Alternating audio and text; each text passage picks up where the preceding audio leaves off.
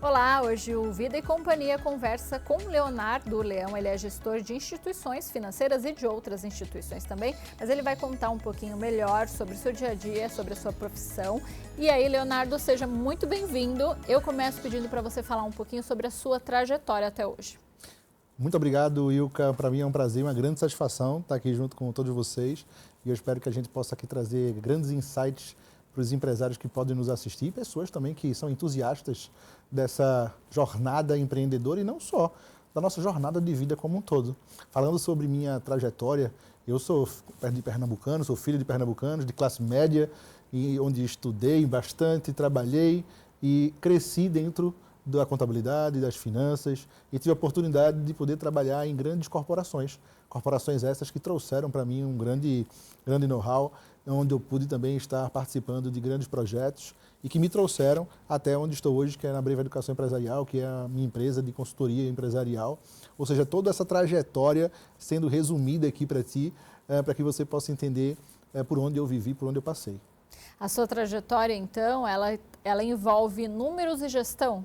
A minha trajetória envolve, na grande realidade, pessoas. Dentro dessas pessoas que estão as companhias, que estão as empresas, onde eu fiz parte dessas empresas, traduzindo esses números, os dados que você colocou, e essa gestão para esses empresários poderem gerir melhor os seus próprios negócios e delas extrair o máximo potencial e ter prosperidade para eles e para a sua família. Entendi. Você trabalhou em grandes empresas, né? Cita um pouquinho do que você fazia em cada uma delas. E a minha trajetória acadêmica ela foi pautada pela contabilidade, embora toda a minha experiência profissional ela teve uma trajetória muito dentro do financeiro e da controladoria. Então eu passei por essas companhias sempre voltada dentro desses setores e sempre atuando como analista e depois como gestor e como controller e como CFO e tive a oportunidade de fazer parte de grandes corporações. Quando a gente fala, porque a gente utiliza alguns termos, e por exemplo, CFO, o que seria? CFO é Chief Financial Officer, ou seja, traduzindo tudo para ficar bonito e simples para você que está nos assistindo, é nada mais, nada menos do que um diretor financeiro. É ele quem acompanha o dia a dia das finanças, é ele quem acompanha a equipe financeira, é ele quem busca investimentos, captação de recursos. Então, o CFO hoje, ele é aquela pessoa que está junto do dono, levando para o dono todos os dados necessários para que o rumo da companhia seja o rumo do lucro. Muito bem. A gente falou, né, no começo do programa, sobre alguns locais que você atuou. Mais um gestor financeiro, um CEO, ele pode atuar em diversos ramos, né? Completamente. Na grande realidade hoje, todos os ramos de negócio, todos os tamanhos de empresas, eles precisam de alguém que tenha esse conhecimento de gestão financeira. Quando a gente traz isso para uma pequena empresa, para uma microempresa, naturalmente ela não tem a capacidade financeira de contratar esse tipo de profissional, muito embora ela precisa ter esse conhecimento, esse gestor, esse dono, ele precisa ter esse conhecimento e também ele pode ter analistas, assistentes que façam esse trabalho para essa empresa. Mas as finanças hoje, cada dia que se passa, ela se torna fundamental para que as empresas elas consigam atingir os seus resultados, principalmente no mundo que a gente vive hoje, globalizado, de grandes concorrências. Então a gente precisa cada vez mais profissionalizar a gestão. A equipe de gestão e de finanças de uma empresa me passa a impressão, se eu estiver errado você me corrija, que ela precisa ser muito estratégica. Vocês aprendem isso em cursos de formação? E aí eu já pergunto, qual que é a sua formação inicial?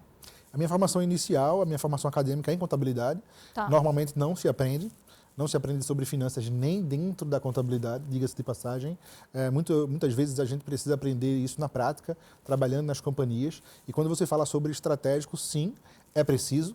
Afinal de contas, a gente, quando trata de números, a gente tem que refinar esses números para poder saber quais são as decisões que a gente vai tomar, qual é o rumo, qual é a priorização de pagamento, o que é que eu devo fazer hoje ou amanhã para gerar um pouco mais de dinheiro, ou para sobrar um pouco mais de caixa, ou para tornar a empresa mais lucrativa, ou para priorizar algum pagamento caso o meu caixa esteja negativo. Então, o financeiro ele é essencial nesse sentido.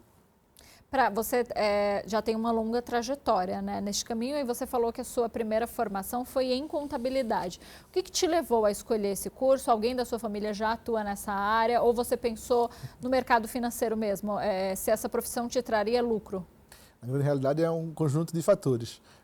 Eu comecei a minha trajetória, diga-se de passagem, por tecnologia da informação.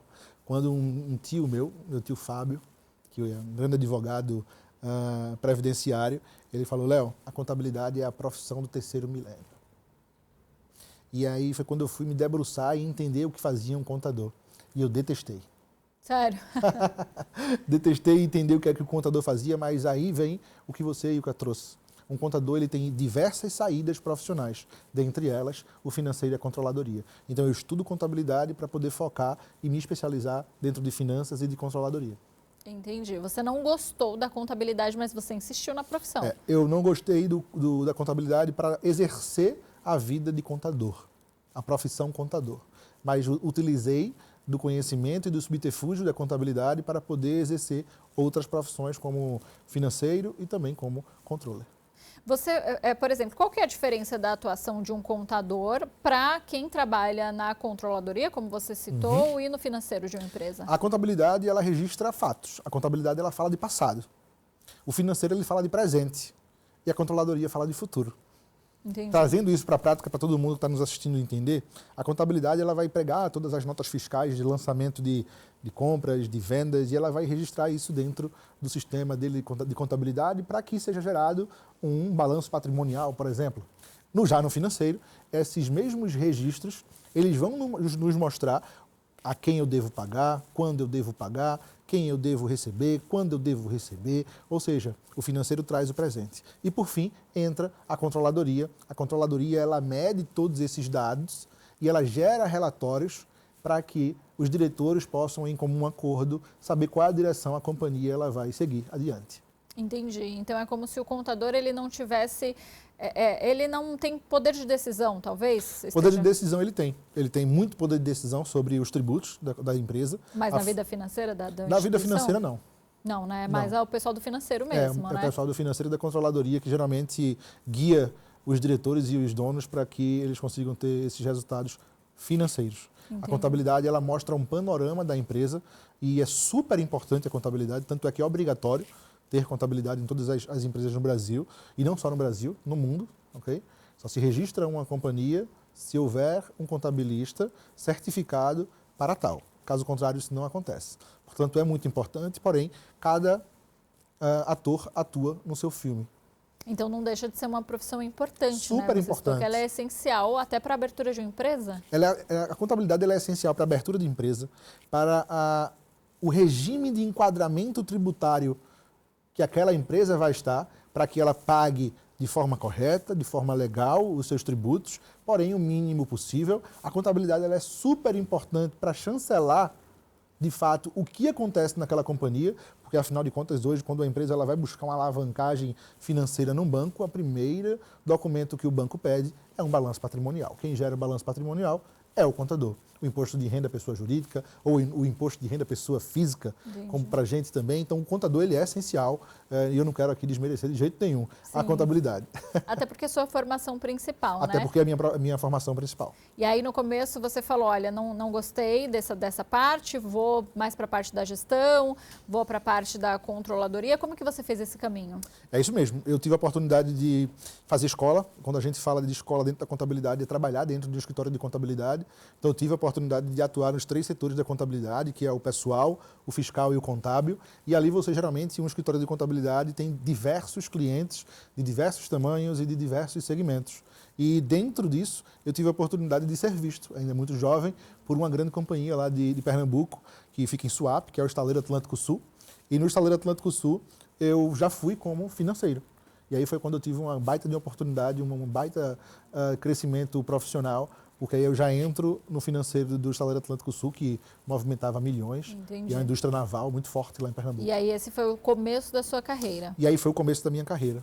E aí você veio para São Paulo em algum tempo. Hoje você mora em São Paulo? Não, eu moro em Lisboa, Portugal, há 12 anos. Na grande realidade, eu vou para Portugal em 2012. Eu estava na Ernst Young, que é uma Big Four, uma multinacional de consultoria e de auditoria, onde a gente prestava serviços para grandes empresas em Pernambuco e regiões, e hospitais, indústria naval, petroquímicas e etc. Entendi. E vou para Portugal justamente um pouco levado pela minha vida pessoal, Ilka. É isso que eu ia te perguntar. O que te levou a sair de Pernambuco, que é um estado maravilhoso, e ir para Portugal, que é igualmente Também bonito? É um país maravilhoso. Foi a minha vida pessoal, Ica. Eu, infelizmente, perdi meu pai há mais ou menos 15 anos e entendi que a vida não era só carreira, não era só finanças, não era só dinheiro. E entendi que eu tinha pouco tempo para poder falar eu te amo, para poder dar um abraço na minha mãe. Então eu decidi fazer essa transição para morar em Portugal e fui muito feliz. Graças a Deus que eu fiz, porque eu também tive grandes oportunidades profissionais em Portugal e conheci gente maravilhosa. E também, Ilka, foi lá que eu encontrei a minha esposa Joana, que é portuguesa, e onde também Deus me concedeu o maior sonho da minha vida, que era ser pai. E hoje eu sou pai da Maria Eduarda, que é uma portuguesinha também. Então a sua família está em Portugal? Toda a minha família está em Portugal. Mas você tem negócios fora de Portugal também? Hoje a Breve Educação Empresarial ela atua tanto em Lisboa, Portugal, e aí a gente atende toda a Europa, a Oceania e a Brave Internacional de uma maneira geral. Aqui no Brasil a gente tem uma sede em Fortaleza, que atende o Norte e Nordeste, e agora a gente está expandindo também para São Paulo para atender o Sudeste, o Sul e o Centro-Oeste. Muito bem, eu vou pedir para a gente falar um pouquinho mais sobre isso, só que vai ser no segundo bloco, no Vida e Companhia de hoje. Nós estamos conversando com Leonardo Leão, ele é especializado em gestão financeira, já trabalhou em diversas instituições brasileiras e também fora do Brasil, e hoje mora em Portugal, mas tem negócios aqui no Brasil. A gente vai fazer um rápido intervalo e voltamos já já, não sai daí.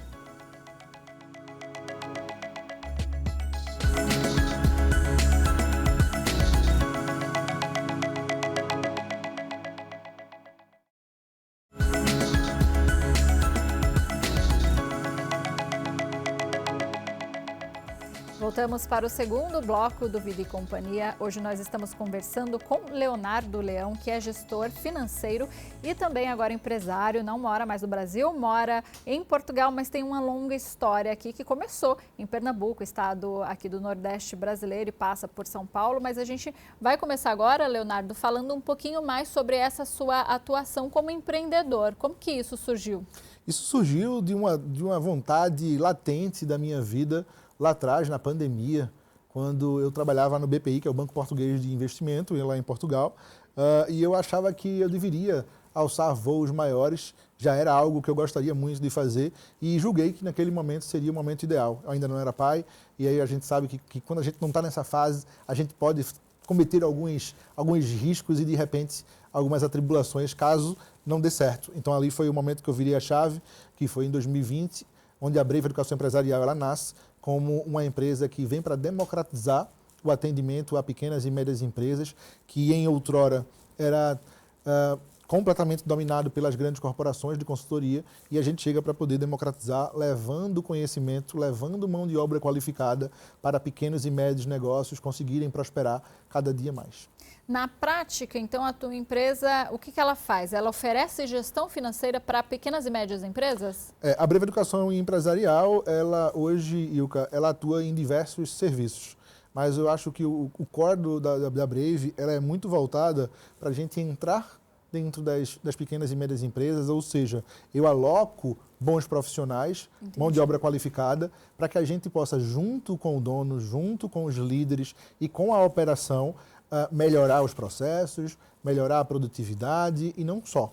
Que a gente possa também construir junto com esse empresário os indicadores necessários para que ele possa enxergar a sua vida financeira empresarial e saiba qual é o próximo passo que ele vai dar. E a gente ajuda desde o diagnóstico para ele entender o momento que ele vive, ajudamos também na execução do plano de ação e também depois nos próximos passos que ele vai determinar dentro da empresa dele. Então você oferece praticamente o serviço de gestão da empresa?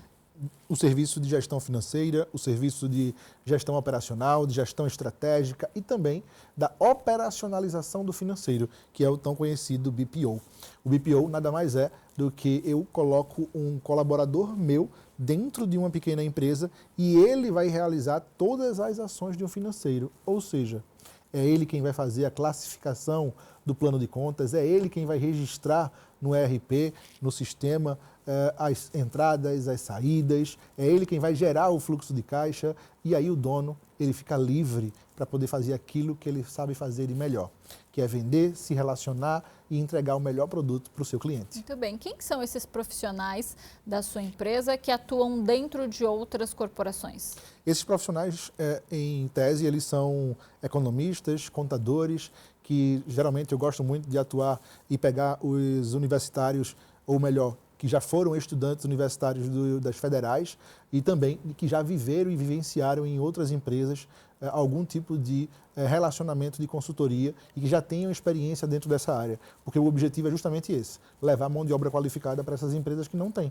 Legal. Porque quando você fala que você pega pessoas que têm empresas, mas que você também tem uma galera ali que é estudante, que acabou de sair ali do ensino superior, é interessante também porque você está trazendo sangue novo, vamos falar assim, para essas empresas e ideias novas. A gente, na grande realidade, a gente trabalha com todas as faixas etárias, né? A gente trabalha desde um jovem que está ali recém-saído de uma universidade ou que está no mestrado ou numa pós-graduação, assim como também consultores mais experientes, porque também é necessário ter experiência para saber o que é que vai ser feito dentro dessas empresas. Então a gente mescla muito bem até para entender e atender melhor o nosso cliente. E você, por exemplo, quando você vai enviar um profissional para uma empresa, você antes, imagino que faça ali, né, uma visita, uma conversa com o gestor, entenda o funcionamento da empresa e o profissional que você indica é com base no perfil daquela empresa? O profissional que a gente escolhe para atender esses clientes é com base no perfil do profissional e com base no perfil da empresa. Então a gente aloca esses consultores dentro dessas companhias para eles poderem realizar esse trabalho. Entendi. A sua empresa ela tem sede em Portugal? A gente tem sede na Europa, em Portugal, faz toda a parte internacional, e em Fortaleza, quando a gente se trata do Brasil. A sua empresa ela é bem jovem, né? Você bem disse jovem. que começou na pandemia. Exato. Como é que está sendo esse caminho de lá até aqui?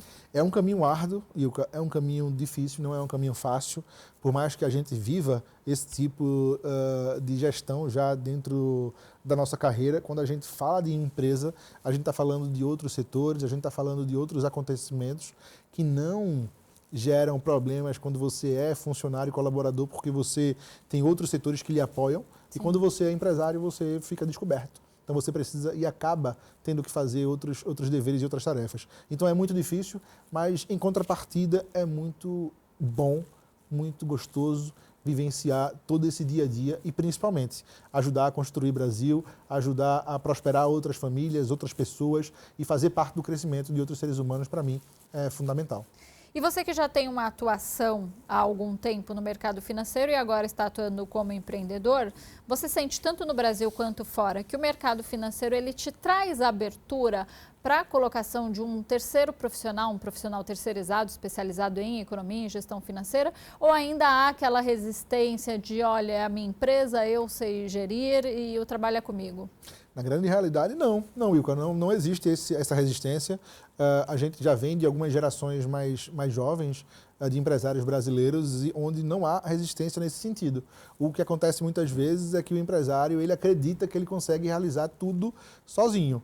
Porém, quando ele entende que não é possível, às vezes demora, e aí vai muito de mentalidade de um e de outro. Sim. Às vezes, quando ele entende, o buraco já é muito grande e é o que acontece. A gente geralmente pega empresários que já estão numa condição bem devastadora dos seus negócios, muitos deles endividados e muitos deles também em RJ, que é recuperação judicial. Entendi. Então, a gente acaba tendo que ajudar esses empresários a poder se organizarem, ou melhor, se reorganizarem. 95% dos nossos clientes são clientes que vêm completamente desestruturados, com excelente faturamento, mas com uma péssima gestão, o que faz com que ele não tenha uma sobra de lucro e de caixa. É isso que eu ia te perguntar. No caso, por exemplo, de uma empresa que, como você disse, tem até um bom faturamento, tem uma boa equipe, mas que está financeiramente destruída. Quais são os primeiros passos ali na gestão e na nova gestão financeira dessa empresa? Muito boa pergunta, Ilka. Gostei.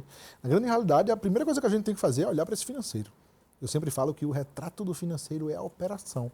Se eu olho para o financeiro, você, empresário, empresária que está me assistindo, se você olha para o financeiro, olha para o seu fluxo de caixa, para a sua DRE e percebe que os números não estão bons, Se você abre a sua conta bancária e está negativa, significa que algo na sua operação não vai bem. No seu estoque, nas suas compras, na sua produção, no seu pessoal, nos seus custos fixos. E isso tudo influencia negativamente ou positivamente o financeiro. Tudo depende da forma como eu faço essa gestão. E como que você identifica, por exemplo, imagino que quando a empresa te contrate, você vai lá na empresa, pegue números e documentos e o dia a dia para identificar o que está acontecendo de errado ali. Isso. A primeira coisa que nós fazemos quando entramos numa companhia é um diagnóstico. Então a gente faz um raio-x completo. Esse raio-x ele passa muito pelo financeiro, acabei de falar, que é o retrato da operação.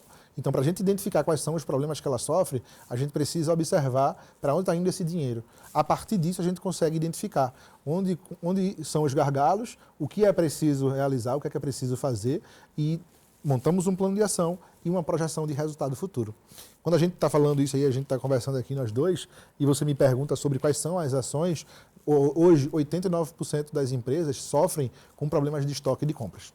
Ou seja, é algo que a gente atua fortemente para poder levantar caixa e, principalmente, diminuir o contas a pagar. Trocando em miúdos e falando mais na prática, para ficar claro para todos que nos assistem, quando a gente entra no estoque, a gente percebe muito produto de curva C. Ou seja, aquele produto que a gente compra, mas que não sai com tanta facilidade. E aí ele fica ali encalhado. Muitas vezes a gente está trocando dinheiro por produto. Por outro lado, a gente vai continuando a comprar. E quando a gente compra, a gente gera mais estoque e a gente gera também mais contas a pagar. E isso é um problema. Sim. Então, quando a gente entra na companhia, que a gente identifica esse problema, a gente faz um trabalho no estoque para poder escoar esse produto, levantando dinheiro para a companhia e, em paralelo, a gente regula compras para diminuir a quantidade de boletos. É como se esse empresário tivesse uma ferida, Ilka, e a gente fosse lá e começasse a colocar um remedinho, mas ao mesmo tempo já estancando aquele sangramento, então já para de sangrar e a gente vai remediando até cicatrizar a ferida. Tem algum caso de sucesso, claro, sem citar o nome da empresa, mas que você possa citar para a gente? Olha, peguei essa empresa aqui numa situação quase impossível, mas deu certo? Na grande realidade, eu tenho mais de 50 cases de sucesso hoje mapeados. Posso te citar um que hoje, inclusive, a gente estava conversando sobre ele. É um pessoal do Rio Grande do Sul e eles sofreram tanto com a pandemia quanto com a enchente. Sim. Perderam todo o seu estoque, dinheiro, não tinha seguro, ou seja, eles se viram numa situação muito difícil. E aí a gente teve que fazer um trabalho de formiguinha junto com esses irmãos, que graças a Deus a gente conseguiu, eles estão muito felizes. A gente diminuiu o CMV. Para quem não sabe o que é CMV, CMV é o custo da mercadoria vendida, está muito ligado às compras, certo? Entendi. Então a gente conseguiu diminuir esse custo e a gente conseguiu aumentar o faturamento, dobrar a receita. Para conseguir se recuperar. Para conseguir se recuperar. Isso foi um trabalho de formiguinha, um trabalho árduo, com muito planejamento e com muita gestão, Ilka, para gerar esse tipo de resultado.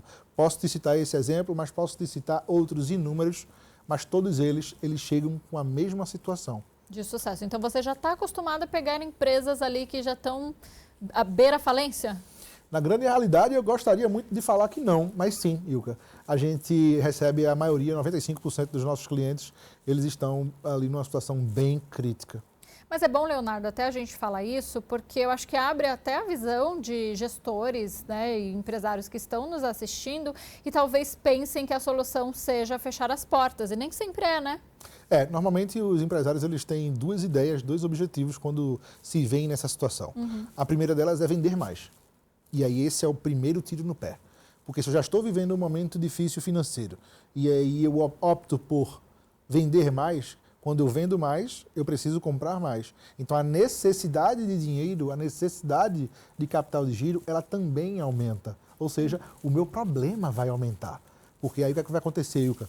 Eu vou aumentar minha venda, a minha receita não vai ser o suficiente, eu não vou conseguir pagar as despesas, eu vou antecipar receita junto à minha operadora ou ao meu banco, eu vou pagar juros por isso, e o pior, também posso pegar empréstimo. Aí eu vou ter dois problemas agora. Eu vou ter uma má gestão e agora também estou devendo ao banco. Vai gerar mais custo, né? Essa é a primeira. A segunda situação é, vou fechar as portas. Mas até para fechar as portas, eu também tenho custo. Sim. Então, na grande verdade, Ilka, o melhor ponto é você entender onde você está saber o que é que está acontecendo hoje na sua empresa, fazer um autodiagnóstico inicial para saber o que você está vivendo, para depois saber quais são os passos que você vai atuar, qual é o plano de ação que você vai fazer para conseguir sair desse buraco que você está vivendo. E se o resultado for fechar a companhia, que seja fechada de forma correta, coerente e principalmente com o risco calculado. Sim. Leonardo, antes da gente finalizar, eu tenho a última pergunta, que é, você coloca o seu profissional dentro da empresa, que faz esse diagnóstico, que aponta ali todas as ações necessárias para que essa empresa consiga se recuperar. Mas vocês ensinam também, ou você ainda não oferece esse serviço, as empresas a depois andarem com as próprias pernas? Sim, nós não somos muleta de ninguém. A gente quer justamente isso. Que o primeiro passo dessas empresas que chegam com essa defasagem financeira, que nós possamos reestruturá-las. É natural que após essa reestruturação, elas queiram expandir, crescer, se tornar franquias e etc. E também ajudamos. Hoje a gente tem um LTV, para quem não sabe o que é LTV, é o tempo de vida que o cliente passa junto conosco, alto, mas porque ele já consegue ultrapassar o problema e quer fazer a sua expansão ou fazer algum tipo de franquia, etc. Mas também tenho vários clientes que depois do período inicial de reestruturação querem caminhar sozinhos e eu sou muito feliz de vê-los caminharem com as suas próprias pernas, tendo seus resultados e conseguindo ter a prosperidade que eles tanto buscam. É isso. Leonardo, infelizmente nosso tempo chegou ao fim, mas eu agradeço a sua participação, desejo sucesso nos seus negócios. Eu que agradeço, para mim foi uma grande satisfação estar aqui com você, Ilka, e eu espero que de alguma forma eu tenha ajudado quem está nos assistindo. Ajudou com certeza, e se você pegou o nosso programa pela metade, perdeu alguma parte, pode acompanhar ele completo no nosso canal do YouTube Rede Alesp. A gente fica por aqui, mas se encontra na programação. Até mais.